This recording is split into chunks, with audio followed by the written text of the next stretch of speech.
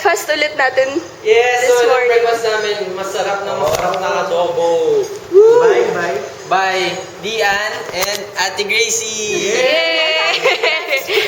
We also have a friend right here, our Chinese friend, Watapongyo 중국어라. Chongguo. His name is Perry. He said that he will be coming home with us in Philippines today. I'm from China and I'm also Thai CCC student. Yeah. Okay, so later, we're going to, after breakfast, we're going to have our Devo. Yeah, And then, we'll go to campus after that. Okay, Stay with us. bye! Kapag ka! Bye. Ayun. Ayun.